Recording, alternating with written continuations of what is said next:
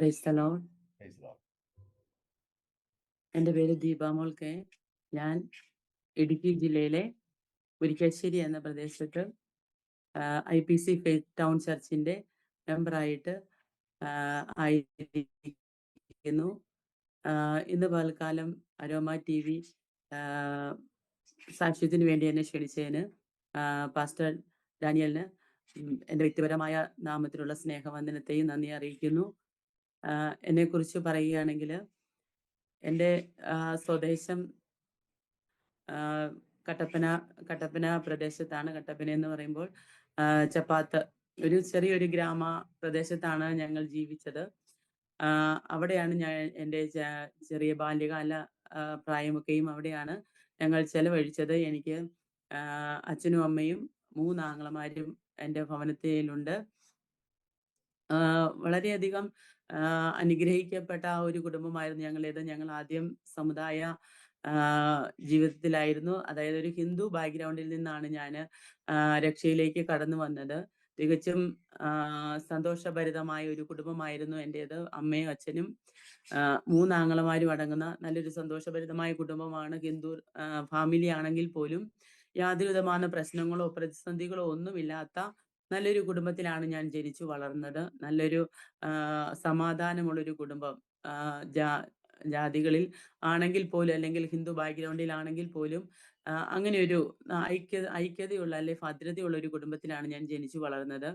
അനുഗ്രഹിക്കപ്പെട്ട മാതാപിതാക്കളുടെ മകളായിട്ട് വളരുവാൻ എനിക്ക് ദൈവം അവസരം നൽകി. എൻ്റെ 3 ആങ്ങളമാർ. എൻ്റെ പിതാവിനെ കുറിച്ച് പറയുകയാണെങ്കിൽ എൻ്റെ പിതാവ് അവിടെ ഒരു ടീ എസ്റ്റേറ്റിൽ ഫീൽഡ് ഓഫീസറായിട്ട് വർക്ക് ചെയ്യുന്ന ആളായിരുന്നു. അതുപോലെ എൻ്റെ അമ്മ അവിടെ തന്നെ ആ എസ്റ്റേറ്റിൽ തന്നെ ചെറിയ വർക്കുകളൊക്കെ ആയിട്ട് കഴിഞ്ഞു പോകുന്ന വ്യക്തിയായിരുന്നു. അവിടെയാണ് ഞങ്ങൾ ജനിച്ചു വളർന്നത്. 3 ആങ്ങളമാർക്ക് ഒരു പെങ്ങളായിട്ട് ഞാൻ ജനിച്ചു വളരുകയുണ്ടായി. എനിക്ക് ഞാൻ ജനിച്ചപ്പോൾ മുതൽ പ്രത്യേകമായൊരു സാഹചര്യം എന്ന് പറഞ്ഞാൽ വളരെയധികം അനുഗ്രഹിക്കപ്പെട്ട കാലയളവാണെങ്കിൽ പോലും പെട്ടെന്ന് എൻ്റെ അമ്മയ്ക്ക് ഞാൻ ഉണ്ടായതിന് ശേഷമായിട്ട് ഒരു അസുഖം വന്നു. അസുഖം എന്ന് പറഞ്ഞാൽ കാലിനും കൈകൾക്കൊക്കെ നീരുണ്ടായി കിടന്നു പോകുന്ന ഒരവസ്ഥ. എനിക്ക് 4 വയസ്സുള്ളപ്പോഴത്തേക്കും അമ്മ പൂർണ്ണമായിട്ടും പാരലൈസ്ഡായിട്ട് കിടന്നു പോകുന്ന അവസ്ഥയുണ്ടായപ്പോഴത്തേക്കും വളരെയധികം ഞങ്ങൾ നിന്ന സമൂഹത്തിൽ തന്നെ അല്ലെ സമുദായത്തിൽ തന്നെ ഒരുപാട് ചികിത്സാ രീതികളും അതുപോലെ തന്നെ മതപരമായിട്ടുള്ള കാര്യങ്ങളും ഒക്കെയും ഞങ്ങൾ ചെയ്യുവാനിടയായിത്തീർന്നു. പക്ഷെ അതിലൊന്നും യാതൊരു വിധമാകുന്ന പ്രതിഫലമോ അല്ലെങ്കിൽ യാതൊരു വിധമാകുന്ന പ്രയോജനമോ ഞങ്ങളുടെ ജീവിതത്തിൽ ഉണ്ടായില്ല. അതിന് നിമിത്തമാണ് ഞങ്ങൾ വളരെയധികം സാമ്പത്തികമൊക്കെ മുടക്കി അമ്മയെ ചികിത്സിക്കുകയുണ്ടായി. ലക്ഷങ്ങൾ തന്നെ മുടക്കുകയുണ്ടായി. പക്ഷേ യാതൊരു പ്രയോജനവും ഉണ്ടായില്ല. ഡോക്ടർമാർ വിധി എഴുതി, ഇനി ഈ വ്യക്തി എഴുന്നേറ്റ് നടക്കുകയില്ല എന്ന് വിധി എഴുതി. ആ ഒരു സമയത്തിൽ തിരിച്ച് ഭവനത്തിലേക്ക് വരുന്നതിന് മുമ്പായിട്ട് കോട്ടയം കങ്ങഴ എന്ന് പറയുന്ന ഒരു ആയുർവേദ ഹോസ്പിറ്റലിൽ അമ്മയും അച്ഛനും അവിടെ ട്രീറ്റ്മെന്റിലായിരുന്ന സമയത്താണ് അമ്മയുടെ ഒരു അമ്മാവൻ അവിടെ കടന്നു വരികയും അദ്ദേഹം ഒരു പരസ്യയോഗ മിനിസ്ട്രിയൊക്കെ ചെയ്യുന്ന ഒരു വ്യക്തിയാണ്. അദ്ദേഹം ഇങ്ങനെ കടന്നു വന്ന് സംസാരിക്കുകയുണ്ടായി. ജീവിക്കുന്ന ഒരു ദൈവമുണ്ടപ്പോൾ നീ അത് വിശ്വസിച്ചാൽ, എൻ്റെ അമ്മയോട് ഇങ്ങനെ സംസാരിക്കുകയുണ്ടായി, നീ അത് വിശ്വസിച്ചാൽ ദൈവം നിനക്ക് പൂർണ്ണമായി വിടലും ഈ രോഗത്തിൽ നിന്ന് പൂർണ്ണമായി വിടലും തരാൻ ശക്തനാണ് എന്നിങ്ങനെ സംസാരിക്കുകയുണ്ടായി. അപ്പോൾ വളരെയധികം ചികിത്സാ കാര്യങ്ങളെല്ലാം ചെയ്തുവെങ്കിലും ഒന്നിനും പ്രതീക്ഷയില്ലാത്ത സമയമായിരുന്നു. എന്നിട്ട് അമ്മയോട് ഇങ്ങനെ പറയുകയുണ്ടായി, നീ എന്തായാലും ഇന്ന് രാത്രി കിടക്കുമ്പോഴത്തേക്കും ഇങ്ങനെ വിചാരിക്കാൻ, നിന്റെ വിശ്വാസത്തെ ഒന്നും ത്യജിക്കുവാനല്ല ഞാൻ പറയുന്നത്, പക്ഷേ ഒന്ന് നീ ഓർക്കുക, എന്നെ അങ്ങനെ വിടുവിക്കുന്ന ഒരു ദൈവമുണ്ടെങ്കിൽ അല്ലെങ്കിൽ എന്നെ രക്ഷിക്കുന്ന ഒരു ദൈവമുണ്ടെങ്കിൽ ഇന്ന് രാത്രികാലം എന്നോട് ആ ദൈവം സംസാരിക്കണം, അല്ലെങ്കിൽ എനിക്ക് ഒരടയാളം തരണമെന്ന് എൻ്റെ അമ്മ ഇങ്ങനെ പ്രാർത്ഥിച്ചിട്ട് കിടക്കുകയുണ്ടായി. പെട്ടെന്ന് അങ്ങ് വേദനകളൊക്കെ ഉണ്ടെങ്കിൽ പോലും ഉറങ്ങിക്കഴിഞ്ഞപ്പോഴത്തേക്ക് ഏകദേശം 1 മണിയൊക്കെ ആയപ്പോഴത്തേക്കും അമ്മയുടെ തലയുടെ മുകളിലായിട്ട് ഒരു കരം വന്ന് നിൽക്കുന്നത്, ആ ഹോസ്പിറ്റലാകെ പ്രകാശിച്ച് നിൽക്കുന്ന ഒരു അനുഭവം എൻ്റെ അമ്മയ്ക്കുണ്ടാകുകയും പെട്ടെന്ന് തന്നെ അമ്മ ചാടി എഴുന്നേറ്റ് നോക്കിയപ്പോഴത്തേക്കും ആരെയും കണ്ടില്ല. പക്ഷേ ഒരു വ്യക്തിയുടെ സഹായം പോലും കൂടാതെ ആഹ് ബെഡിൽ നിന്ന് എഴുന്നേൽക്കാൻ കഴിയാത്ത അമ്മ പെട്ടെന്ന് തന്നെ ചാടി എഴുന്നേറ്റ് അന്നേരം സമുദായ പ്രകാരമുള്ള ജപിച്ച ചരടുകളും കൈകളിലും ഒക്കെ ആയിട്ട് കഴുത്തിലൊക്കെ ആയിട്ട് കിടക്കുന്നുണ്ട്. അതെല്ലാം കൊണ്ടുപോയി ബാത്റൂമിൽ ചെന്ന് എല്ലാം അഴിച്ച് കളഞ്ഞപ്പോഴത്തേക്കും വളരെയധികം ഒരു വിടുതല് അമ്മയുടെ ശരീര മേഖലയില് അമ്മയ്ക്ക് കാണുവാൻ അല്ലെങ്കിൽ അനുഭവിച്ചറിയുവാനായിട്ട് ഇടയായി തീർന്നു. അത് വളരെയധികം അനുഗ്രഹമായി തിരിച്ചു വന്ന് തിരിച്ച് ആ ബെഡിലേക്ക് വന്നിരുന്ന് സന്തോഷത്തോടു കൂടി വീണ്ടും കിടന്നുറങ്ങാനായി പിറ്റേ ദിവസം രാവിലെ തന്നെ ആഹ് ഡോക്ടർമാരോട് പറഞ്ഞു, ഞങ്ങൾക്ക് വീട്ടിൽ പോണം, പ്രശ്നമൊന്നുമില്ല, വീട്ടിൽ പോണമെന്ന് പറഞ്ഞ് അന്നേരം തന്നെ ഡിസ്ചാർജ് ആയിട്ട് തിരിച്ചു വരികയും ചെയ്തു. വളരെയധികം സന്തോഷത്തോടു കൂടി ഈ ഒരു അനുഭവം എൻ്റെ പിതാവുമായിട്ട് പങ്കുവെച്ചപ്പോഴത്തേക്കും പെട്ടെന്ന് ഇങ്ങനെയുള്ളൊരു മാറ്റം ആർക്കും അത് അംഗീകരിക്കാൻ പറ്റാത്തതായതുകൊണ്ട് ആദ്യമൊന്നും സമ്മതിച്ചില്ല. എങ്കിലും അമ്മയ്ക്കുണ്ടായ ആ ഒരു വിടുതൽ നിമിത്തം അല്ലെങ്കിൽ ആ ഒരു സൗഖ്യ നിമിത്തം എല്ലാവരും വിശ്വസിക്കുവാൻ ഇടയായി തീർന്നു. ഇങ്ങനെയൊരു ദൈവശക്തി അമ്മയുടെ മേൽ പ്രവഹിച്ചത് നിമിത്തം അവര് വിടുതൽ അനുഭവിക്കുവാൻ പറ്റിയല്ലോ എന്നോർത്ത് സമ്മതിക്കാൻ ഇടയായിരുന്നു. അപ്പോഴും ഞങ്ങൾക്കറിയില്ല എവിടെയാണ് ഇതിന് വേണ്ടിയിട്ട് പോകേണ്ടത്, എവിടെയാണ് ആരാധന കൂടിയേണ്ടത്, അല്ലെങ്കിൽ യഥാർത്ഥമായിട്ട് ക്രിസ്തുവിനെ അറിയണമെങ്കിൽ അല്ലെങ്കിൽ ഒരുപാട് മതപരമായിട്ടുള്ള അല്ലെങ്കിൽ ക്രിസ്ത്യൻ സമൂഹത്തിൽ തന്നെ ഒരുപാട് ചർച്ചകളുണ്ടല്ലോ. എവിടെ പോകണമെന്ന് അറിയാതിരുന്ന സമയത്താണ് ഒരാന്റി ഞങ്ങളുടെ വീട്ടിൽ കടന്നു വരികയും അങ്ങനെ ഒരു ആഗ്രഹം നിങ്ങൾക്കുണ്ടെങ്കിൽ എൻ്റെ കൂട്ടത്തിൽ വരാൻ പറഞ്ഞുകൊണ്ട് ഒരു പെന്തക്കോസ്ത് ചർച്ചിൽ അമ്മയെ വിളിച്ചുകൊണ്ട് പോവുകയും അങ്ങനെ അവിടെ ആരാധന കൂടി അമ്മ സ്നാനപ്പെടുകയും ദീർഘ ഒരു 35 വർഷക്കാലം അങ്ങനെ ജീവിക്കുകയും ചെയ്തു. അതിൻ പ്രകാരം അപ്പോൾ ഞങ്ങൾക്കൊക്കെയും ചെറിയ പ്രായമാണെങ്കിൽ പോലും എനിക്ക് 4 വയസ്സ് അല്ലെങ്കിൽ 5 വയസ്സൊക്കെ ഉണ്ടായിരുന്നത് പോലും ആ ഒരു സൗഖ്യം ഞങ്ങളെല്ലാം വളരെയധികം അത് ടച്ച് ചെയ്യുവാൻ ഇടയായിത്തീർന്നു. കാരണം അത്രയും നാളും നടക്കാൻ വയ്യാത്ത കിടന്നു പോകുന്ന ഒരു അമ്മയെ ഞങ്ങൾ കണ്ടുകൊണ്ടിരുന്നിട്ട് പെട്ടെന്നൊരു അദൃശ്യ കരം വന്നു തൊട്ടു. പൂർണ്ണമായ വിടുതലും എഴുന്നേറ്റ് നടക്കാൻ സ്വന്തം കാര്യങ്ങൾ മറ്റുള്ളവരുടെ കാര്യങ്ങൾ ചെയ്യത്തക്ക നിലയിൽ വലിയൊരു വിടുതല് കർത്താവ് കൊടുത്തു. അല്ലെ അത് ആ ഒരു ദൈവത്തെ സേവിക്കുവാൻ വേണ്ടിയിട്ട് ഞങ്ങളുടെ ആ ചെറിയ മനസ്സുകൾ പോലും തയ്യാറായി.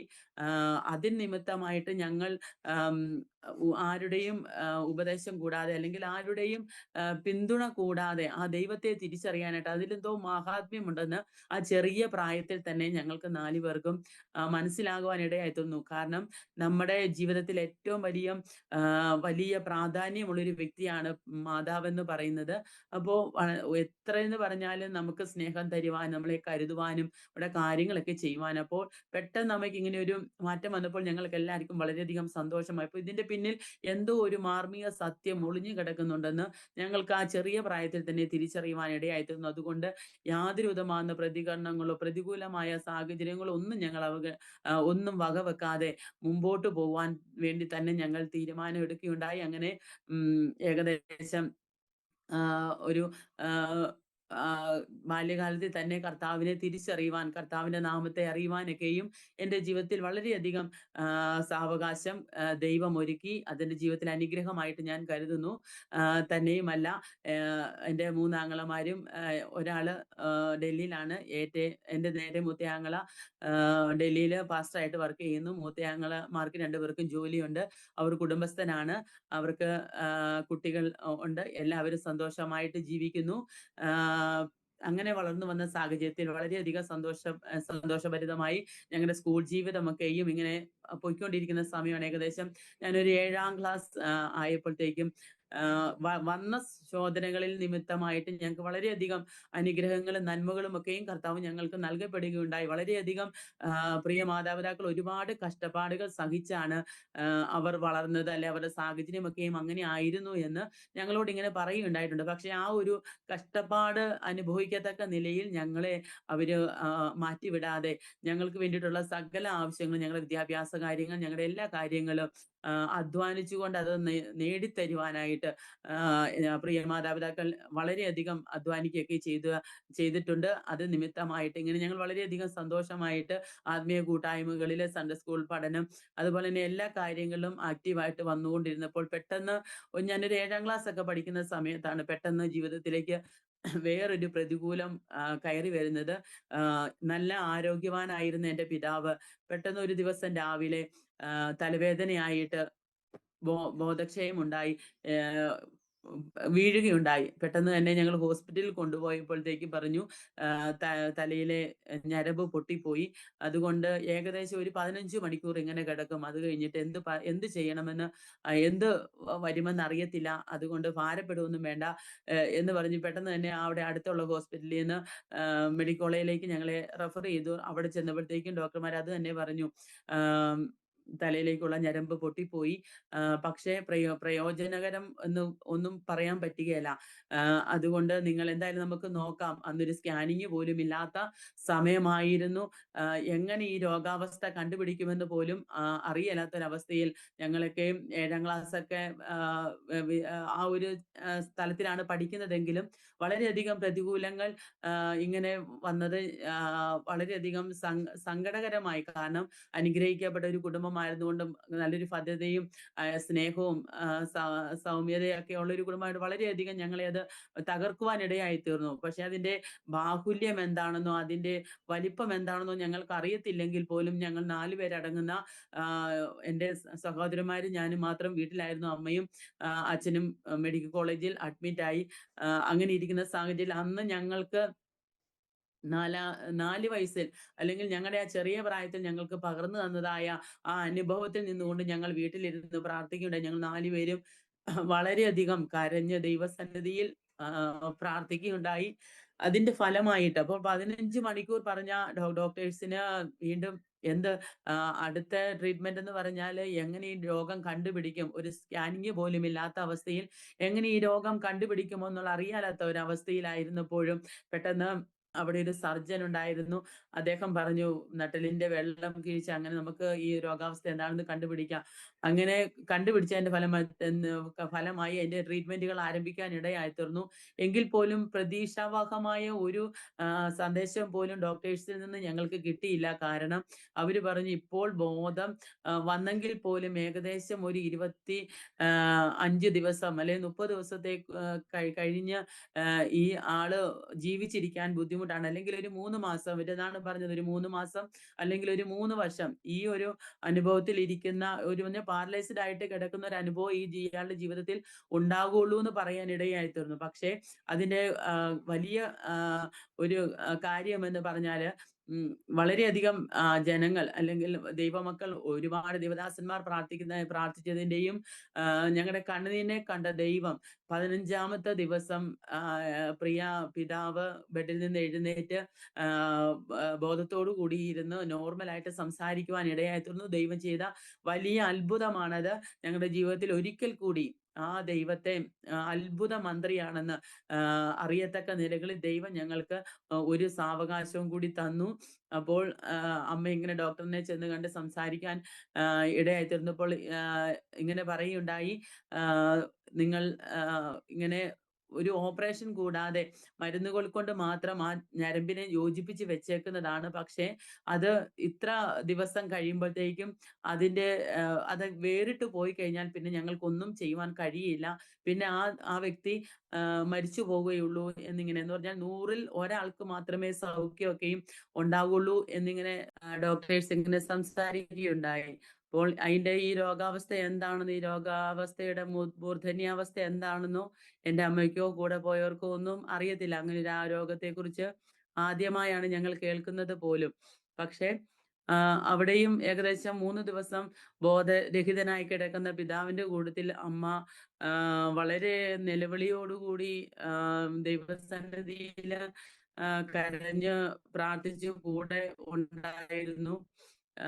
വളരെയധികം പൈസയൊക്കെ മുടക്കാനുണ്ടെങ്കിൽ പോലും അതിന് എന്ത് പ്രയോജനം ഉണ്ടാകും അല്ലെങ്കിൽ അതിനൊരു പ്രതിഫലം ഉണ്ടാകുമോ എന്നുള്ളൊരു കാര്യത്തിൽ ഡോക്ടേഴ്സ് ഒന്നും മറുപടി പറഞ്ഞില്ല. അതുകൊണ്ട് വളരെയധികം ഞങ്ങൾ വിഷമാവസ്ഥയിലായി. ഏകദേശം ആ ഒരു കാലഘട്ടത്തിൽ നമ്മളെ സഹായിക്കുവാനോ അല്ലെങ്കിൽ അതിന് തക്കതായ ഒരു സാഹചര്യമോ നമുക്കില്ല. നല്ലൊരു ആഹ് അത്യാവശ്യം പട്ടിണിയില്ലാതെ കുട്ടികളെയൊക്കെ പഠിപ്പിച്ചു പോകുന്ന ഒരു സാഹചര്യം മാത്രമേ ഉള്ളൂ. ഒരു പ്രൈവറ്റ് ഹോസ്പിറ്റലിനെ കുറിച്ചൊന്നും നമുക്ക് ചിന്തിക്കാൻ പറ്റുന്ന ഒരു സാഹചര്യമൊന്നും അന്നായിരുന്നില്ല. എങ്കിലും അവിടെ ഡോക്ടർമാരിങ്ങനെ പറയുകയുണ്ടായി, എവിടെ കൊണ്ടുചെന്നെന്ന് പറഞ്ഞാലും ഇതിന് ട്രീറ്റ്മെന്റ് കിട്ടുക എന്ന് പറഞ്ഞാൽ അല്ലെങ്കിൽ ഓപ്പറേഷൻ ചെയ്യേണ്ടി വരും. തലയിൽ ഓപ്പറേഷൻ ചെയ്യേണ്ടി അത് എത്രത്തോളം പോസിബിൾ ആണെന്നുള്ള കാര്യം പറയാൻ പറ്റുകേല എന്നൊക്കെ ഇങ്ങനെ സംസാരിക്കുകയുണ്ടായി. എങ്കിലും ഞങ്ങളുടെ സാഹചര്യമില്ലായ്മയും ഒക്കെ കൊണ്ട് ഞങ്ങൾ മെഡിക്കൽ കോളേജിൽ തന്നെ അഡ്മിറ്റ് ആക്കി.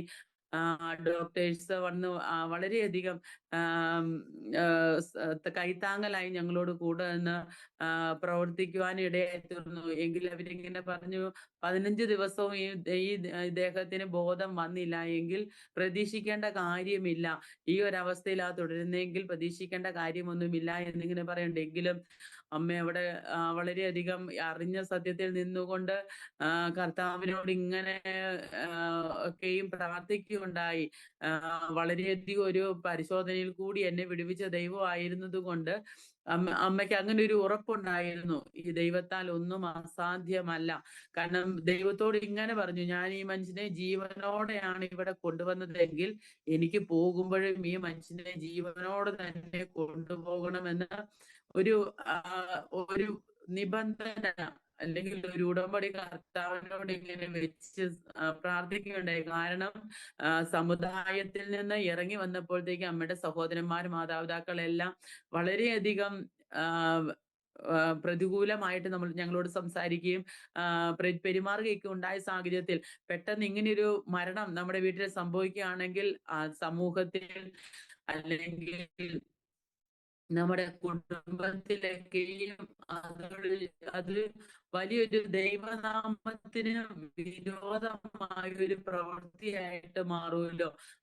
അല്ലെങ്കിൽ അമ്മയെ വിടുവിച്ച ദൈവം, അമ്മയെ രക്ഷിച്ച ദൈവം അച്ഛനെ വിടുവിച്ചില്ല എന്ന്, അല്ലെങ്കിൽ അതുകൊണ്ടൊരു പ്രയോജനമില്ലെന്ന് കുടുംബക്കാരിൽ നിന്നൊക്കെ ആണെങ്കിലും അങ്ങനെ ഒരു ടോക്ക് ഉണ്ടാകും. അങ്ങനെയൊക്കെ ഓർത്ത് ഇങ്ങനെ ദൈവസേന ഇങ്ങനെ പ്രാർത്ഥിക്കുകയുണ്ടായി. എങ്കിലും ഞങ്ങളുടെ ആ ചെറിയ പ്രായത്തിൽ ഞങ്ങൾ ദൈവസന്നിധിയിൽ ഇരുന്ന് കരയുവാൻ ഇടയായിത്തുന്നു. ഓരോ ദിവസങ്ങളിലും ഞങ്ങളുടെ അയൽവക്കത്തിൽ ചായ പറയാറുണ്ട്, 7 കഴിഞ്ഞാൽ ആ കുട്ടികളുടെ അമ്മയെ അവിടെ കേൾക്കാനുള്ളൂ. നിർത്തിക്കുന്നതാണ് ഒരു പാട്ടുകൾക്ക് അത് പൂർത്തിയാക്കാൻ പറ്റുകേലാത്ത നിലവാരം അതുപോലെ സ്നേഹവാനായ ഒരു പിതാവായിരുന്നു ഞങ്ങളുടെ പിതാവ്. അങ്ങനെ ഇരിക്കെ ഏകദേശം 15 ദിവസം കഴിഞ്ഞപ്പോൾ ഡോക്ടർമാർ പറയുകയുണ്ടായി, അന്നൊരു സ്കാനിങ് പോലും ഇല്ലായിരുന്ന സമയത്തും പെട്ടെന്ന് നട്ടെല്ല് കിഴിച്ച് വെള്ളം എടുത്ത് രോഗവിവരം കൺഫേം ചെയ്യുകയും തുടർന്നുള്ള ട്രീറ്റ്മെന്റ് ഒക്കെയും അന്നത്തെ ഡോക്ടേഴ്സ് വളരെയധികം ശക്തമായിട്ട് ഗുളികകൾ കൊണ്ട് തന്നെ ഒരു ഓപ്പറേഷൻ കൂടാതെ ആ പൊട്ടിപ്പോയ ഞരമ്പിനെ കൂട്ടി യോജിപ്പിക്കത്തക്ക നിലയിൽ ആ ഒരു കാര്യാദികളൊക്കെ ചെയ്യുവാൻ ഇടയായി തീർന്നു. എന്നിട്ടും 15-ാം ദിവസം ആയപ്പോഴത്തേക്കും എൻ്റെ പിതാവിന് ബോധം തിരിച്ചു വരികയുണ്ടായി. എങ്കിലും ഡോക്ടർമാർ ഇങ്ങനെ പറഞ്ഞു, നിങ്ങൾ ഇതുകൊണ്ടൊന്നും ആശ്വസിക്കരുത്. കാരണം ഈ ഒരു മുറിവ് ഇങ്ങനെ കൂടി യോജിച്ചു, അത് ഏകദേശം അതിന്റെ കരിവാകുമ്പോഴത്തേക്ക് അത് വിട്ടുപോയി കഴിഞ്ഞാൽ ഈ മനുഷ്യൻ മരിച്ചു പോകും എന്നിങ്ങനെ സംസാരിക്കുകയുണ്ടായി. അത് കേട്ടപ്പോൾ എൻ്റെ അമ്മയ്ക്ക് വളരെയധികം വിഷമം തോന്നി.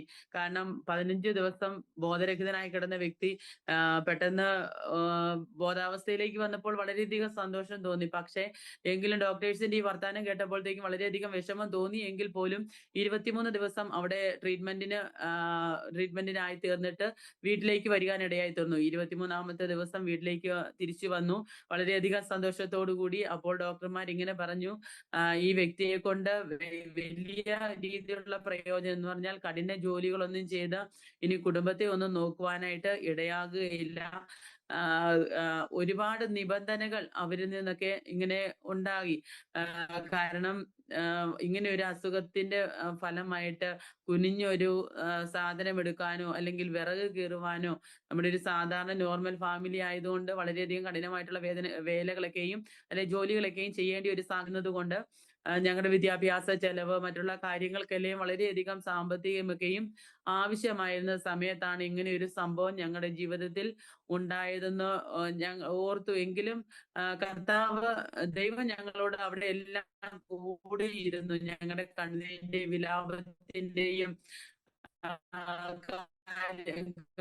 എല്ലാത്തിനും മധ്യയിലും ദൈവം കൂടെ ഞങ്ങൾക്ക് വലിയ വിടുതലിനെ കർത്താവ് അയച്ചു. എന്തായാലും മരിച്ചു പോകുമെന്ന് രോഗം വിധി എഴുതിയ ഞങ്ങളുടെ പിതാവ് തിരിച്ചു വന്നപ്പോഴത്തേക്ക് ഞങ്ങൾക്ക് വളരെയധികം സന്തോഷം തോന്നി. ഞങ്ങളുടെ ആ ചെറിയ പ്രായത്തിൽ ഞങ്ങളുടെ വിശ്വാസം ഒരിക്കൽ കൂടി ഒന്ന് ഊട്ടി ഉറപ്പിക്കുവാൻ വേണ്ടിയിട്ട് കർത്താവ് തന്ന ഒരു പരിശോധനയായിട്ട് ഞങ്ങൾക്കത് തീരുവാനിടയായി തീർന്നു. അതിന്റെ പിന്നിലും ഞങ്ങൾ ഓർത്തു, പിതാവ് പെട്ടെന്ന് ഇങ്ങനെ ബെഡ്രിഡനായി പോയാൽ, അല്ലെങ്കിൽ വീട്ടിലിരിക്കുന്ന ഒരു സാഹചര്യം, ഒരു ജീവൻ ഉണ്ടെങ്കിൽ പോലും ആയിത്തീരുന്ന അവസ്ഥകൾ നമ്മുടേതായിട്ടുള്ള കാര്യമല്ല. എങ്കിലും വളരെയധികം സന്തോഷത്തോടു കൂടി ഞങ്ങളായിത്തീരുന്ന ആ ദൈവസഭ, ആ ദൈവമക്കൾ, ദൈവദാസന്മാർ ഞങ്ങളോട് വളരെയധികം കൈത്താങ്ങൽ ചെയ്തു. അവിടുത്തെ നാട്ടുകാർ ഞങ്ങളോട് വളരെയധികം കൈത്താങ്ങൽ ചെയ്തു. കാരണം എൻ്റെ പിതാവും മാതാവും വളരെ മാന്യരും സൗമ്യരുമായിട്ടുള്ള ആൾക്കാരായിരുന്നു. ആ ദേശത്ത് തന്നെ ഒരു നീതിമാൻ, അല്ലെ അങ്ങനെ വിളിക്കത്തക്ക നിലയിൽ ഒരു ജീവിതമായിരുന്നു അവരുടേത്.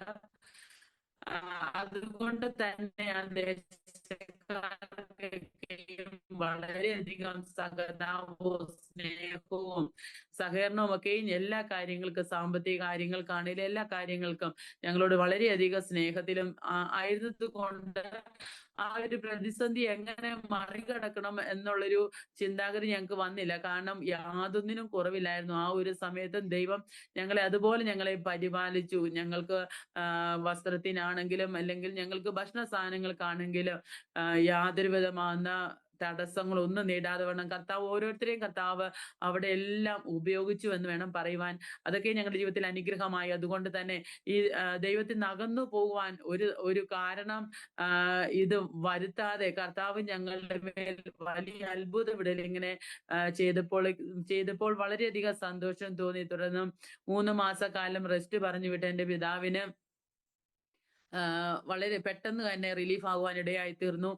1 മാസത്തെ കഴിഞ്ഞ് പരിശോധനയ്ക്കായിട്ട് പോയപ്പോഴത്തേക്കും ഡോക്ടേഴ്സ് പറഞ്ഞു കൊടുത്താണ്, നിങ്ങൾ ഈ മനുഷ്യനെ ഇത്രത്തോളം നന്നാക്കി വെച്ചിരിക്കുന്നത്, ഈ മനുഷ്യനെ ഇനിയും വല്ല ജോലിക്കും പറഞ്ഞു വിടാൻ പറഞ്ഞു. എന്ന് പറഞ്ഞാൽ ഇനി ഒരു കട്ടിപ്പണി ചെയ്യരുതെന്ന് പറഞ്ഞ ആ അവസ്ഥയിൽ നിന്ന് ഡോക്ടേഴ്സ് പറയുകയാണ്, ഈ മനുഷ്യനെ ഇനി നിങ്ങൾ വീട്ടിൽ വെറുതെ ഇരുത്തണ്ട, എന്തെങ്കിലുമൊക്കെ പണി ചെയ്യുക, അല്ലെങ്കിൽ ഈ മനുഷ്യന് ജോലി ഷുഗർ പോലുള്ള അസുഖങ്ങൾ കയറി പിടിക്കുമെന്ന് പറയുകയുണ്ടായി. അപ്പോൾ അമ്മ അവിടെ നിന്ന് വളരെയധികം ദൈവത്തെ സ്തുതിക്കുവാൻ ഇടയായിത്തീർന്നു. കാരണം 3 മാസം കട്ടിലെ തന്നെ, അല്ലെങ്കിൽ പുറത്ത് പോയി നടക്കുക പോലും ചെയ്യരുത്, ഇനി ഒരു കട്ടിപ്പണിയിലേക്ക് ഇദ്ദേഹത്തിന് പോകുവാൻ പറ്റുകയില്ല എന്ന് പറഞ്ഞ ഡോക്ടേഴ്സ് തിരിച്ചു പറയുകയാണ്, വളരെയധികം കഠിനവേലയാണെങ്കിലും ചെയ്ത് മനുഷ്യന്റെ ശരീരത്തെ ഒന്ന് കുറയ്ക്കണം, അല്ലെങ്കിൽ ഷുഗർ പോലുള്ള അസുഖങ്ങൾ വരും, അതുകൊണ്ട് ഒരു പ്രശ്നവും ഇല്ല എന്ന് പറഞ്ഞപ്പോഴത്തേക്കും വളരെയധികം സന്തോഷം തോന്നി. അമ്മ അവിടെ നിന്ന് ദൈവത്തെ സ്തുതിക്കുവാൻ ഇടയായി തീർന്നു. കാരണം ലോകം വിധി എഴുതിയെങ്കിലും ദൈവം കൊടുത്ത വിടുതലുകൾ അത്രത്തോളം വലുതാണല്ലോ. എന്ന് പറഞ്ഞാൽ ഒരു മനുഷ്യന്റെ ജീവനെ പിടിച്ചു നിർത്തുവാൻ ദൈവമായ കർത്താവിനല്ലാതെ മറ്റൊരാൾക്ക് കഴിയില്ലെന്ന ഒരു രണ്ടാമത്തെ അനുഭവം കൂടി ഞങ്ങൾക്ക് കുടുംബമായി അത് അനുഭവിക്കുവാനും ഞങ്ങൾക്ക് കർത്താവ് സാഹചര്യം ഒരുക്കി. അതൊക്കെ ഞങ്ങളുടെ ജീവിതത്തിൽ വളരെ അനുഗ്രഹമായിരുന്നു. തുടർന്ന് വളരെ വിധമാകുന്ന അനുഗ്രഹങ്ങളിലൂടെയുള്ള ഒരു യാത്രയായിരുന്നു ഞങ്ങളുടെ ജീവിതം. വളരെ 2 പ്രതികൂല സാഹചര്യങ്ങൾ കൂടി കടന്നുപോയപ്പോഴത്തേക്കും പെട്ടെന്ന് തന്നെ എൻ്റെ അച്ഛൻ്റെ ആ ജോലി മേഖലയിൽ പെട്ടെന്നൊരു മാറ്റമുണ്ടായി. ഓഫീസ് വർക്ക് മാത്രം ചെയ്താൽ മതി, കഠിനവേല ചെയ്യേണ്ട, അല്ലെങ്കിൽ ഏകദേശം അത്യാവശ്യം നടന്നു പോകുന്ന ഒരു ജോലിയിലേക്ക് കർത്താവ് മാറ്റി വിട്ടു. അതൊക്കെയും ദാവീദിനെ ഉയർത്തിയതുപോലെ കർത്താവ് ഓരോ പടികൾ കൂടി ഞങ്ങളെ ഉയർത്തി. ഞങ്ങൾ ഏത് മേഖലയിലാണോ ഞങ്ങൾ തകർന്നു പോകും, അല്ലെങ്കിൽ ഞങ്ങളുടെ ജീവിതം ഫുൾ സ്റ്റോപ്പ് ആകുമെന്ന് വിചാരിച്ചെടുത്ത് കർത്താവ് വിശാലമായ വഴികൾ തുറന്ന് ഞങ്ങളെ നടത്തി. ഞങ്ങളുടെ ജീവിതം വീണ്ടും അനുഗ്രഹിക്കപ്പെട്ട നിലവാരത്തിലായിരുന്നു പോയിക്കൊണ്ടിരുന്നത്. അതോടൊപ്പം തന്നെ എൻ്റെ 3 ആങ്ങളമാരുടെയും വിവാഹം കഴിഞ്ഞു. ഞങ്ങളുടെ വിദ്യാഭ്യാസ മേഖല കഴിഞ്ഞു. 3ാമത്തെ ആങ്ങള ദൈവവേലയ്ക്ക് വേണ്ടി +2 വിദ്യാഭ്യാസം കഴിഞ്ഞിട്ട് ജോലിക്കൊന്നും പോകുന്നില്ല, അല്ലെങ്കിൽ ജോലിപരമായിട്ടുള്ള കാര്യങ്ങളൊന്നും പഠിക്കുന്നില്ല. ഞങ്ങൾക്ക് എന്റെയും എന്റെ മൂന്നാമത്തെ ആങ്ങളയുടെ ഒരു കാര്യം എന്ന് പറഞ്ഞാല് ഇത്രയും ഒക്കെ ഞങ്ങൾ അറിഞ്ഞുവെങ്കിലും ദൈവസന്നിധി ഞങ്ങൾ ഇതെല്ലാം ഞങ്ങൾ അനുഭവങ്ങളൊക്കെ ഞങ്ങൾക്ക് വന്നുവെങ്കിലും ഞങ്ങൾക്ക് പേഴ്സണലായിട്ട് ഞങ്ങൾക്ക് ദൈവത്തെ ഒന്ന് രുചിച്ചറിയണമെന്ന ഉള്ള ഒരു ആഗ്രഹം എനിക്കും എൻ്റെ മൂന്നാമത്തെ ആങ്ങളയ്ക്കും ഉണ്ടായിരുന്നു. അപ്പോഴത്തേക്കും തന്നെ വളരെയധികം സൗമ്യനായ വ്യക്തിയാണ് എൻ്റെ മൂന്നാമത്തെ ആങ്ങള. ഇപ്പോൾ പാസ്റ്ററായിട്ട് ഡൽഹിയിൽ വർക്ക് ചെയ്യുന്നു. വളരെയധികം ഇപ്പൊ ഇങ്ങനെ പറയാം, +2 കഴിഞ്ഞിട്ട് വേറെ ഒരു രീതിയിലും പഠിക്കാൻ പോകുന്നില്ല. എനിക്ക് ബൈബിൾ കോളേജിൽ പോയി പഠിച്ച് ദൈവത്തിന് വേണ്ടി നിന്നാ മതി എന്ന് എന്ന് പറയും, ദൈവത്തിന്റെ ശുശ്രൂഷകനായാ മതി എന്ന് പറഞ്ഞ് അങ്ങനെ ഒരു തീരുമാനം എടുത്ത് ഗ്രേസ് ബൈബിൾ കോളേജിൽ പഠിക്കുവാൻ പോയി. ഏകദേശം 3 വർഷക്കാലം അവിടെ പഠിച്ചു. പിന്നെ പറന്തൽ എന്ന് പറയുന്ന ഒരു ബൈബിൾ കോളേജിൽ MDiv ചെയ്തു. അങ്ങനെ ഇപ്പോൾ ദൈവവേലയിൽ ശുശ്രൂഷയിൽ ഒരു കുടുംബമായിട്ട് ഡൽഹിയിലായിത്തീരുന്നു. അതുപോലെ എന്റെ ജീവിതത്തിലും വീണ്ടും ഞാൻ 10ാം ക്ലാസ് കഴിഞ്ഞു, +2 കഴിഞ്ഞു, ഡിഗ്രിക്ക് ചേർന്ന സമയത്ത് ഇങ്ങനെ ആഗ്രഹങ്ങൾ ഇങ്ങനെ വർദ്ധിച്ചുകൊണ്ടേയിരുന്നു. കർത്താവിനെ പേഴ്സണലായിട്ടൊന്ന് തിരിച്ചറിയണം. അമ്മയ്ക്കും അച്ഛനും അനുഭവങ്ങളുണ്ട്, അത് ഞങ്ങളുടെ ദൃശ്യമാകുന്ന നേത്രങ്ങൾ ഞങ്ങൾ കണ്ടിട്ടുണ്ട്.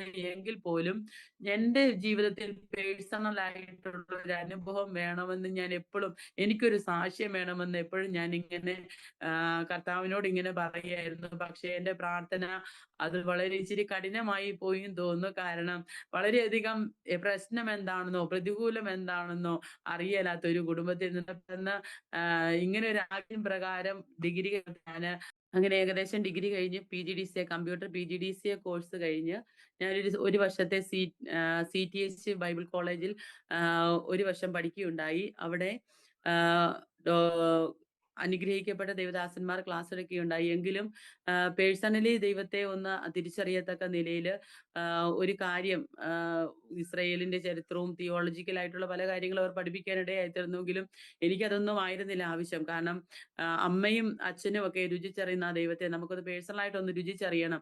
അല്ലെങ്കിൽ അതിന്റെ സത്യാവസ്ഥ എന്താണ്, ഇതിൻ്റെ അകത്തൊരു മാർമികതയുണ്ടെന്ന് മനസ്സിലാക്കുവാനിടയായി. ചെറിയ പ്രായത്തിൽ തന്നെ അതിൻ്റെ അകത്തൊരു പിന്നിലൊരു മാർമികതയുണ്ട്. ഞങ്ങൾ അനുവർത്തിച്ചു വന്നതായ ആ ഒരു സാമുദായിക കർമ്മങ്ങളെക്കാൾ അല്ലെങ്കിൽ പ്രവൃത്തികളെക്കാൾ അധികമായി ഇതിന്റെ പിന്നിൽ എന്തോ ഒരു ജീവൻ സ്ഫുരിക്കുന്ന ഒരു മാർമികതയുണ്ടെന്ന് മനസ്സിലാക്കിയപ്പോഴത്തേക്കും അതുകൊണ്ട് മാത്രമാണ് വളരെയധികം സാമ്പത്തിക ഭദ്രത ജീവിതത്തിൽ ഉണ്ടായിട്ട് പോലും പല ഭൗതികമാകുന്ന കാര്യങ്ങളും മാറ്റിവെച്ച് ഞങ്ങൾ ഇതിലേക്ക് ഇറങ്ങി തിരിച്ചത് കൊണ്ട് അതിലെന്തോ ഒരു മാർമികതയുണ്ടെന്ന് മനസ്സിലാക്കിയതിന്റെ ഫലമായിട്ട് ഞങ്ങൾക്ക് അതൊന്ന് ഒരിക്കൽ കൂടി ഒന്ന് തിരിച്ചറിയണം, അല്ലെങ്കിൽ പേഴ്സണലായി അതൊന്ന് അറിയണമെന്നൊരു ആഗ്രഹത്തിന്റെ പ്രകാരമാണ് ഞാൻ ബൈബിൾ കോളേജിൽ പോയി പഠിക്കുവാൻ ഇടയായിത്തീർന്നു. അവിടെയൊക്കെയും എനിക്ക് സംതൃപ്തമായിട്ടുള്ള ഒരു മറുപടി ഒന്നും ലഭ്യമായില്ല. അപ്പോൾ എനിക്ക് മനസ്സിലായി, ഇതൊക്കെ എനിക്ക് മറുപടി തരാൻ ശക്തനായവൻ പരിശുദ്ധാത്മാവ് മാത്രമാണെന്ന് മനസ്സിലാക്കുകയും അതിൻ പ്രകാരം തുടർന്ന് ഞാൻ പ്രാർത്ഥിക്കുവാനായിട്ട് സമയം കണ്ടെത്തി. ബൈബിൾ വായിച്ച് പ്രാർത്ഥിക്കുവാനായിട്ട് സമയം കണ്ടെത്തി. അന്നൊക്കെയും വളരെയധികം വചനം ഇടപെടുകയും ഒക്കെ സംസാരിച്ചു. കർത്താവ് ഇടപെട്ടുകൊണ്ടിരുന്നപ്പോഴത്തെ എനിക്ക് മനസ്സിലായി, ഇതാണ് ദൈവം. അതിനേൽ കൂടി പരിശുദ്ധാത്മാവിന്റെ അളവ് വർദ്ധിപ്പിക്കുവാനൊക്കെയും കർത്താവ് എന്നെ ഇടയാക്കി. അപ്പോൾ എനിക്ക് മനസ്സിലായി, നമ്മൾ പേഴ്സണലായിട്ട് ദൈവത്തെ തിരിച്ചറിയുന്ന ഒരു അനുഭവത്തിലേക്ക് വന്നാൽ മാത്രമേ കർത്താവ് നമ്മളോട് ഇടപെടുന്നത്, അല്ലെങ്കിൽ കർത്താവ് നമ്മളെ വഴി നടത്തുന്നത്, കർത്താവിന്റെ പരിപാലനം എന്തൊക്കെയാണെന്ന് മനസ്സിലാക്കുവാൻ ഒരു ഉറച്ച തീരുമാനത്തിൽ ഒരിക്കലും പിന്മാറിപ്പോകാത്ത നിലകളിൽ എന്തെല്ലാം പ്രതികൂലം വന്നാലും ഉറച്ചു നമ്മൾക്ക് നിൽക്കുവാൻ കഴിയണമെങ്കിൽ പരിശുദ്ധാത്മാവാൻ ദൈവം നമ്മളോട് കൂടെ ഉണ്ടായിരിക്കണം. കൂടെ ഉണ്ടായിരിക്കുക മാത്രമല്ല, പരിശുദ്ധാത്മാവിന്റെ പ്രവൃത്തികൾ എത്രത്തോളം ഉണ്ടെന്ന് നമുക്ക് തിരിച്ചറിയുവാനും നമ്മൾക്കത് അനുഭവിച്ചറിയുവാനും കഴിയുമെങ്കിൽ മാത്രമേ നമ്മൾക്ക് എന്തെല്ലാം പ്രതികൂല സാഹചര്യങ്ങൾ വന്നാലും പിന്മാറിപ്പോകാതിരിക്കുവാൻ പറ്റുകയുള്ളൂ എന്ന് ആ പ്രാർത്ഥനയിൽ കൂടി എനിക്ക് മനസ്സിലാക്കുവാൻ സാധിച്ചു. കർത്താവ് വളരെയധികം കൂടെയിരുന്നു. ആ ഒരു ചെറിയ പ്രായത്തിലും, ചെറിയ പ്രായത്തിൽ എന്ന് പറഞ്ഞാൽ ഡിഗ്രി കഴിഞ്ഞ് PGDCA കഴിഞ്ഞുള്ള പ്രായത്തിൽ ഒരു 10-21 വയസ്സായപ്പോഴത്തേക്കും അങ്ങനെ ഒരു ആഗ്രഹം എൻ്റെ ജീവിതത്തിൽ തുടർന്ന് എനിക്ക് ബൈബിൾ പഠനം പൂർത്തിയാക്കണം, അല്ലെങ്കിൽ തുടർന്ന് പഠിക്കണം എന്നൊക്കെയും ആഗ്രഹം ഉണ്ടായിരുന്നു. ആ ഒരു കാലയളവിലാണ് വിവാഹാലോചനകൾ വന്നതിന്റെ ഫലമായിട്ട് പിന്നെ തുടർന്ന് പഠിക്കുവാനായിട്ട് ഇടയായിത്തീർന്നില്ല. എങ്കിലും വളരെയധികം സന്തോഷത്തോടു കൂടി സഭാപരമായിട്ടുള്ള കാര്യങ്ങളിൽ PA പോലുള്ള പ്രവർത്തനങ്ങളിൽ, സൺഡേ സ്കൂളിന്റെ പ്രവർത്തനങ്ങളിൽ ഒക്കെയും ക്രൂസൈഡുകളിലൊക്കെയും വളരെയധികം സജീവ സാന്നിധ്യമായിട്ട് നിൽക്കുവാനൊക്കെയും കർത്താവ് എനിക്ക് അവസരങ്ങളെ ഒരുക്കി. അതിലൊക്കെയും കർത്താവ് വളരെയധികം എന്നോട് കൂടെ ഇരുന്നു. ഇതെല്ലാം എൻ്റെ ജീവിതത്തിൽ അനുഗ്രഹമായിരുന്നു. അങ്ങനെ ഞങ്ങൾ സമാധാനമായിട്ട് ജീവിച്ചു വരുമ്പോഴത്തേക്കുമാണ് എൻ്റെ പിതാവിന് റിട്ടയർമെന്റ് കാലയളവായി. റിട്ടയർമെന്റ് ആയപ്പോഴത്തേക്ക് എൻ്റെ വിവാഹം നടന്നില്ല. എനിക്ക് ഏകദേശം 24 വയസ്സായി. അപ്പോൾ റിട്ടയർമെന്റ് കാലയളവിൽ എൻ്റെ വിവാഹം നടക്കാത്തതിന്റെ ഒരു വിഷമം ഉണ്ടായിരുന്നു. തുടർന്നും അനേകം വിവാഹാലോചനകളൊക്കെ വന്നെങ്കിൽ പോലും അങ്ങനെ ഒരു സ്നേഹവും സന്തോഷവും ഒക്കെ നിറഞ്ഞൊരു സാഹചര്യത്തിൽ നിന്ന് ഇറങ്ങി പോരുവാൻ ഒരു മടിയുള്ളൊരു ഒരു മാനസികാവസ്ഥ ഉണ്ടായിരുന്നത് കൊണ്ട് വളരെയധികം നീട്ടി നീട്ടി വെക്കുന്ന ഒരു പ്രവണതയുണ്ടായി. അതിനൊക്കെ ശേഷമായിട്ട് വീണ്ടും പെട്ടെന്ന് തന്നെ ഇടയായി. അപ്പോൾ പെട്ടെന്ന് ആശുപത്രിയിൽ കൊണ്ടുപോയി. അപ്പോൾ ഇങ്ങനെ വർഷങ്ങൾക്ക് മുമ്പ് ഇങ്ങനെ ഒരു അസുഖം വന്നതാണെന്ന് പറഞ്ഞതിന്റെ പേരിൽ അവര് പറഞ്ഞു കുഴപ്പമില്ല, ട്രീറ്റ്മെന്റ് ഒക്കെ നമുക്ക് വീണ്ടും ചെയ്യാം.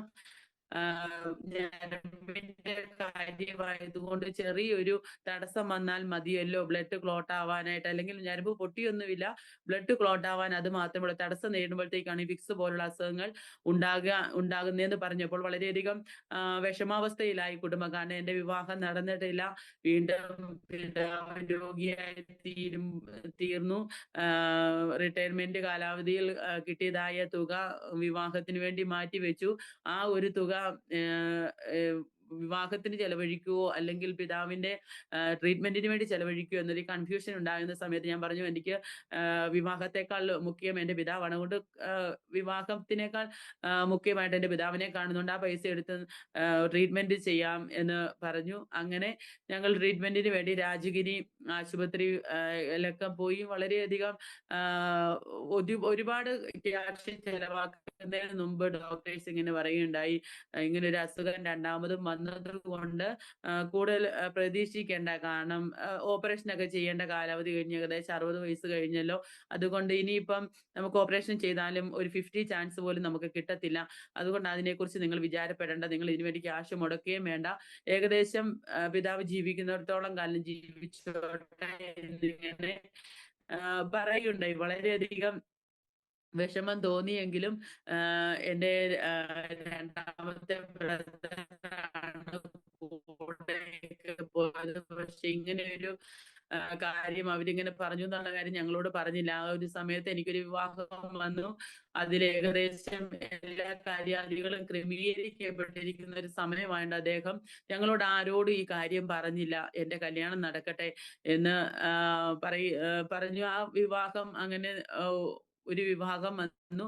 അത് നടന്നു. ഇപ്പോൾ എൻ്റെ ഹസ്ബൻഡ് ആയിരിക്കുന്ന പ്രിയ ബാബുവർ ആയിരുന്നു. ഞങ്ങൾ വിവാഹത്തിന് ശേഷം ഹോസ്പിറ്റൽ ICUലാണ്. പിന്നെ അവസ്ഥയിലായിരുന്നു. അല്ലെങ്കിൽ അന്നും വെന്റിലേറ്ററിലാക്കിക്കൊണ്ടാണ് ആ കൊച്ചിന്റെ കല്യാണം നടത്തിയതെന്ന് അവിടുത്തെ നാട്ടുകാരെല്ലാം പറഞ്ഞു. നിങ്ങളുടെ കണ്ണിൽ നിന്ന് കണ്ണുനീരൊക്കെയും കർത്താവ് തുടച്ചു കളയുമെന്നിങ്ങനെ ദൈവാത്മാവ് ഇങ്ങനെയാണ്. അങ്ങനെ രണ്ടാമത് എൻ്റെ വിവാഹത്തിന് ശേഷം ICUലാണ് എൻ്റെ പിതാവിനെ ഞങ്ങൾ പോയി കാണുവാൻ ഇടയായെത്തുന്ന അന്നേരവും അബോധാവസ്ഥയിലായിരുന്നു. പെട്ടെന്ന് തന്നെ ഡോക്ടേഴ്സ് ഇങ്ങനെ പറഞ്ഞു, ഇങ്ങനെ ഒരു സ്റ്റേജിൽ കടന്നു പോയി കഴിഞ്ഞാൽ ഒന്നെങ്കിൽ മരണം സംഭവിക്കും, തിരിച്ചു വരാൻ വിഷമമാണെന്നിങ്ങനെ പറയുകയുണ്ടായി. എങ്കിലും ഞങ്ങളുടെ വിവാഹം ഒരു തിങ്കളാഴ്ചയായിരുന്നു. തിങ്കൾ കഴിഞ്ഞ് ബുധനാഴ്ച ആയപ്പോഴത്തേക്കും പെട്ടെന്ന് ബോധം തിരിച്ചു വരുവാൻ ഇടയായി തീർന്നു.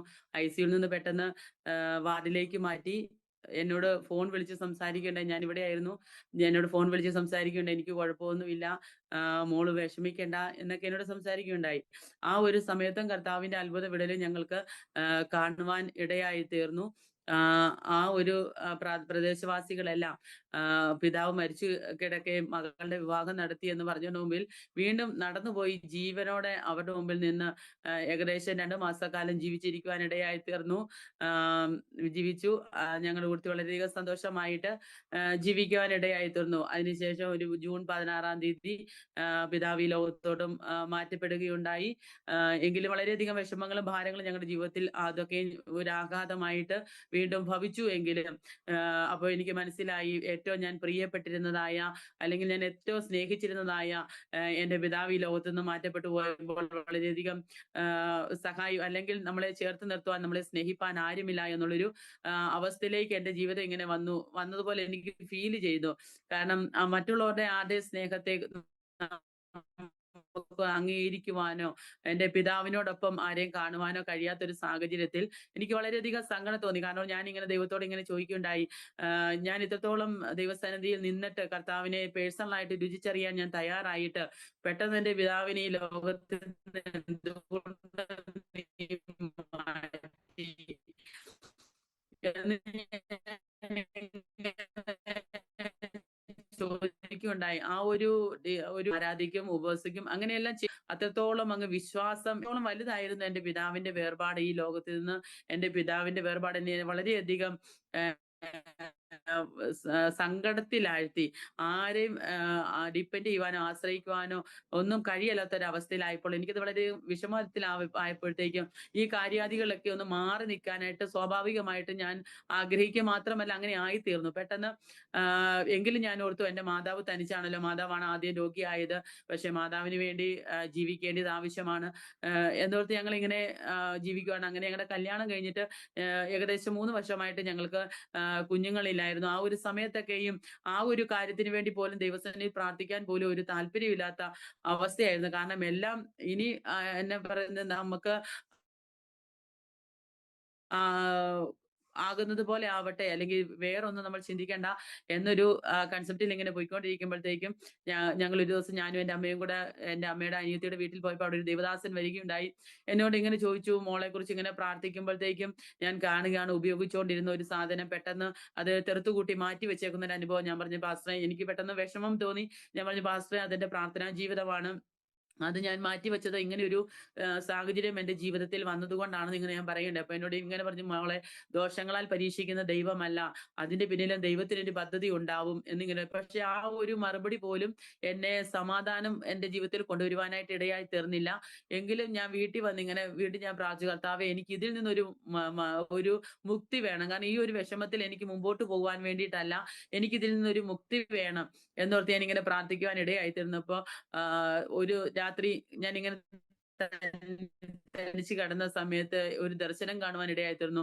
ഒരുപാട് ശുഭ്രവസ്ത്രധാരികളായിട്ടുള്ള ഒരു കുറെ ആൾക്കാർ എൻ്റെ മുറിയിലോട്ട് ഇങ്ങനെ കയറി വരുമ്പോൾ ഞാൻ അവരെ കണ്ടിട്ട് ഞാനിങ്ങനെ ചോദിക്കുന്നതിന് മുമ്പ് എന്നോട് അവർ പറയുകയാണ്, ഞങ്ങൾ ഒരു കാര്യം പറയാൻ വേണ്ടിയാണ് വന്നത്. അവരെന്നെ കാര്യം പറയുന്നതിന് മുമ്പ് ഞാനിങ്ങനെ പറയാണ്, നിങ്ങൾ വന്ന കാര്യം എനിക്ക് മനസ്സിലായി. എന്താന്ന് ചോദിച്ചു കഴിഞ്ഞാൽ യോസേപ്പിന് ആദ്യം മന്ത്രിസ്ഥാനമോ ഉയർന്ന പദവിയോ ഒന്നും ആയിരുന്നില്ല, പക്ഷെ അതിൽ നിന്നൊക്കെയും ഒരു കഷ്ടതയുടെ അനുഭവം ഉണ്ടായിരുന്നു എന്ന് ഞാൻ അവരോട് ഇങ്ങനെ പറയണ്ട. അപ്പൊ അവരിങ്ങനെ പറഞ്ഞു, ഞങ്ങൾ ഇത് പറയുവാൻ വേണ്ടിയാണ് വന്നത് എന്ന് പറഞ്ഞു. ഞാൻ പറഞ്ഞു, എന്നോട് അതിനു മുമ്പേ കർത്താവ് ഇടപെട്ടു, എന്നോട് സംസാരിച്ചു. യോസേപ്പിന് വന്നതായ ഒരു പ്രതികൂലത്തിൽ കൂടി കടന്നുപോയെങ്കിലും ഒരു ദൈവം കൂടെ ഉണ്ടെങ്കിൽ ഒരത്ഭുത വിഷയമാക്കി അവനെ മാറ്റുന്ന ഒരു സാഹചര്യം ഉണ്ടെന്ന് എന്നോട് ദൈവാത്മാവ് നിങ്ങൾ വരുന്നതിന് മുമ്പേ എന്നോട് സംസാരിച്ചു എന്ന് പറഞ്ഞപ്പോഴത്തേക്കും എന്റെ വിഷമം അങ്ങനെയാണ് മാറിയത്. ദൈവത്തിന്റെ ഉണ്ടായപ്പോ പിന്നെ എന്റെ പിതാവിനെ കുറിച്ച് ഓർത്ത് ഞാൻ ദുഃഖിച്ചിരിക്കുവോ അല്ലെങ്കിൽ അതോർത്ത് ഞാൻ സങ്കടപ്പെട്ടിരിക്കുവോ നിരാശപ്പെട്ടിരിക്കുവോ ഒന്നും ചെയ്തില്ല.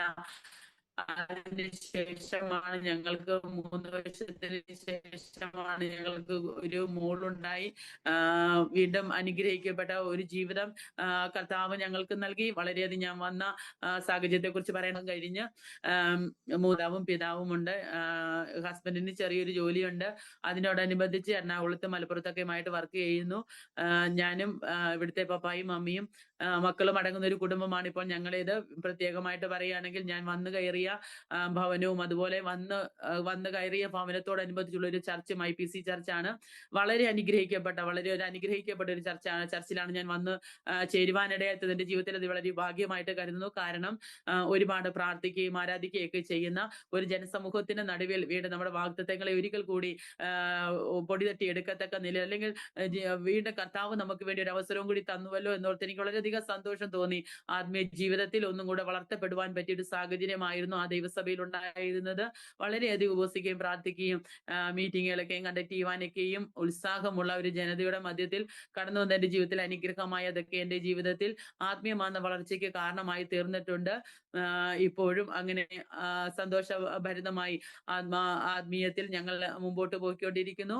അതിനുശേഷമായി രണ്ടാമത്തെ മോളുണ്ടായി. അവള് ഫസ്റ്റ് സ്റ്റാൻഡേർഡിൽ പഠിക്കുന്നു. അനുഗ്രഹിക്കപ്പെട്ട ഒരു കുടുംബത്തിൽ വന്നു ചേരുവാനും ആത്മാവിലും സത്യത്തിലും വീണ്ടും ദൈവത്തെ മഹത്വപ്പെടുത്തി ജീവിപ്പാനൊക്കെയും കർത്താവ് ഞങ്ങൾക്ക് തന്ന വിലയേറിയ അവസരത്തിനായി ദൈവത്തെ സ്തുതിക്കുന്നു. അതുപോലെ തന്നെ ചെറിയ ചെറിയ പ്രശ്നങ്ങളും പ്രതികൂലങ്ങളൊക്കെയും ജീവിതത്തിന് മധ്യ ആഞ്ഞടിക്കുമ്പോഴും ഉറപ്പിച്ച ഒരു ദൈവം വളരെ വിധമാകുന്ന പ്രതികൂലങ്ങൾ നിമിത്തം തള്ളിക്കളയാതെ, ഉപേക്ഷിച്ച് കളയാതെ നിലനിർത്തിയ ആ ദൈവത്തെ മുറുകെ പിടിച്ചുകൊണ്ട് എന്തെല്ലാം പ്രതികൂലങ്ങൾ വന്നാലും, പ്രശ്നങ്ങൾ വന്നാലും, പ്രതിസന്ധികൾ വന്നാലും ആത്മാവിലും വചനത്തിലും അതിനെ ചെറുത്തു നിൽക്കുവാൻ തക്കതായ പ്രാപ്തിയുള്ള ഒരു ആത്മീയ ജീവിതത്തിൽ നിലനിൽപ്പാൻ തക്കവണ്ണം ദൈവം എനിക്ക് സാഹചര്യങ്ങളെ ഒരുക്കിയതിനായി ദൈവത്തെ സ്തുതിക്കുകയാണ്. ഇതാണ് എൻ്റെ സാക്ഷ്യം. ഇപ്പോഴും അധികം പ്രാർത്ഥിച്ചുകൊണ്ടിരിക്കുന്നു. അധികം ദൈവത്താൽ കേൾക്കപ്പെട്ടതായ അനേക വാഗ്ദത്തങ്ങൾ വേണ്ടി പ്രയോജനപ്പെടണം എന്നുള്ളൊരു ആഗ്രഹമാണ്. ദൈവത്തിന് വേണ്ടി ഒരു നിമിഷമെങ്കിലും ആരോടെങ്കിലും സുവിശേഷം പറയുവാനോ അല്ലെ ആർക്കെങ്കിലും വേണ്ടി പ്രാർത്ഥിക്കുവാനോ ഒക്കെയും കർത്താവ് നമ്മൾക്ക് സാഹചര്യം തരികയാണെങ്കിൽ അതിനുവേണ്ടി കൂടുതൽ സമയങ്ങൾ വേർതിരിക്കുവാൻ ആഗ്രഹിക്കുന്നു. അതുപോലെ തന്നെ പരസ്യയോഗ മീറ്റിങ്ങുകളിൽ മെസ്സേജുകൾ പറയാനുണ്ട്.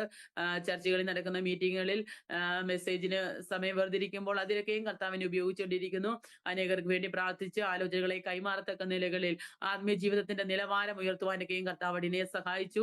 കഴിഞ്ഞു പോയ പ്രതികൂലങ്ങൾ ഓർക്കുമ്പോഴത്തേക്കും ഞാൻ ഓർക്കും കർത്താവ് ഇത്രോളം സ്നേഹിച്ചത് കൊണ്ടാണ്. കാരണം ഇങ്ങനെ ഒരു വചനമുണ്ടല്ലോ, കർത്താവ് മുൻ നിർണയിച്ചവർക്ക് വേണ്ടി അനേക കഷ്ടങ്ങളൊക്കെയും തരുന്നുവെങ്കിലും ഒന്നും കർത്താവ് അറിയാതെ അല്ലെന്ന് തിരിച്ചറിഞ്ഞുകൊണ്ട് അവന്റെ പാദാന്തിയിൽ നമുക്ക് വേണ്ടി ചൊരിഞ്ഞതായ ആ ജീവന്റെ പ്രകാശത്തിൽ നടക്കുവാൻ, ആ നിത്യതയോളം കൊണ്ടെത്തിക്കുന്ന ആത്മാവിന്റെ കൃപകളിൽ മുമ്പോട്ട് പോകത്തക്ക നിലകളിൽ ഈ പ്രതികൂലങ്ങളൊക്കെയും എൻ്റെ ജീവിതത്തിൽ ഇടയാക്കിയതോർത്ത് ദൈവത്തെ സ്തുതിക്കുന്നു. കാരണം ഈ ഒരു കാലഘട്ടത്തിൽ തന്നെ അനേകരോട് ഉറപ്പിക്കുന്ന വചനങ്ങൾ പറയുവാൻ, അല്ലെങ്കിൽ പ്രതികൂലങ്ങൾക്ക് മധ്യ തകർന്നു പോകുന്ന, ക്ഷീണിച്ചു പോകുന്ന, രോഗാവസ്ഥയിൽ തകർന്നു പോകുന്ന അനുഭവമുള്ളവർക്ക് മധ്യം പറഞ്ഞവരെ ആശ്വസിപ്പിക്കാനൊക്കെയും കർത്താവ് എന്നെ സഹായിച്ചുകൊണ്ടിരിക്കുന്നു.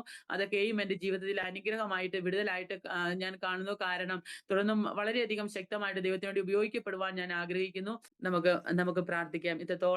ഇത്രത്തോളം സമയം കർത്താവ് എൻ്റെ സാക്ഷ്യം ശ്രവിച്ചതായ എല്ലാവർക്കും വേണ്ടി ഈ ഒരു നിമിഷത്തിൽ ഞാൻ പ്രാർത്ഥിക്കുവാൻ ആഗ്രഹിക്കുന്നു. പരിശുദ്ധനായ ദൈവമേ, സ്വർഗീയ പിതാവേ, അനുഗ്രഹമേറിയ നല്ല സമയത്തിനായി ദൈവത്തെ സ്തുതിക്കുന്നു. കർത്താവിന്റെ സാന്നിധ്യം ഹല്ലേലൂയ ഈ 1 മണിക്കൂറിലും അനുഭവിച്ചറിയുവാൻ തക്കവണ്ണം കഴിഞ്ഞ കാലങ്ങളെ കുറിച്ച് ഓർത്ത് ഒരിക്കൽ കൂടി ദൈവത്തെ മഹത്വീകരിപ്പാൻ കർത്താവ് തന്ന അവസരത്തിനായി ദൈവത്തെ സ്തുതിക്കുന്നു. അടിന്റെ സാക്ഷ്യം കേട്ടതായ എല്ലാ വ്യക്തി ജീവിതങ്ങളിലും ദൈവത്തിന്റെ സാന്നിധ്യം ഇറങ്ങണമേ. രോഗത്താലും ഭാരത്താലും പ്രയാസത്താലും അടിന്റെ ശബ്ദം കേൾക്കുന്നതായ വ്യക്തി ജീവിതങ്ങളെ കർത്താവ് ആത്മാവിന്റെ ശക്തി, ആത്മാവിന്റെ വചനം അവരെ ഒന്ന് തൊടുവാൻ വേണ്ടി അടികൾ പ്രാർത്ഥിക്കുന്നു. പരിശുദ്ധാത്മാവ് അങ്ങനെ ചെയ്യാൻ പോകുന്നതിനായി ദൈവത്തെ സ്തുതിക്കുന്നു. അതുപോലെ തന്നെ ഈ ചാനലിന് വേണ്ടി പ്രാർത്ഥിക്കുന്നു. ഇതിന്റെ എഡിറ്ററായി വർക്ക് ചെയ്യുന്നതായ പ്രിയ ഡാനിയൽ പാസ്റ്ററിനായി പ്രാർത്ഥിക്കുന്നു. പരിശുദ്ധാത്മാവ് വീണ്ടും അനേകരിൽ കൂടി ജീവന്റെ സാക്ഷ്യങ്ങൾ പുറപ്പെടുവിക്കത്തക്ക നിലകളിൽ ദൈവത്തിന്റെ സാന്നിധ്യമായി മാറുവാൻ കർത്താവ് ഇടയാക്കേണ്ടതിനായി, ഈ ചാനലിലെ കർത്താവ് മുറ്റുമായി അനുഗ്രഹിക്കേണ്ടതിനായി ദൈവകരങ്ങളിൽ അടികളെ എല്ലാവരും ഒരിക്കൽ കൂടി സമർപ്പിച്ച് ദൈവത്തിന്റെ കരങ്ങളിൽ സമർപ്പിച്ചുകൊണ്ട് പ്രാർത്ഥിക്കുന്നു. പ്രാർത്ഥന കേട്ടതിനായി സ്തോത്രം, യേശുവിന്റെ നാമത്തിൽ തന്നെ ആമേൻ. നമ്മുടെ മകന്റെ വിവാഹം കുറച്ച് ടെൻഷനായിരുന്നു. അപ്പോഴാണ് ഞങ്ങൾ aromamary.comൽ രജിസ്റ്റർ ചെയ്തത്. അവിടെ നിന്നാണ് നമ്മുടെ മകന് നല്ലൊരു പെൺകുട്ടിയെ കണ്ടെത്തിയത്. ഇന്ന് തന്നെ aromamary.com ഡൗൺലോഡ് ചെയ്യൂ.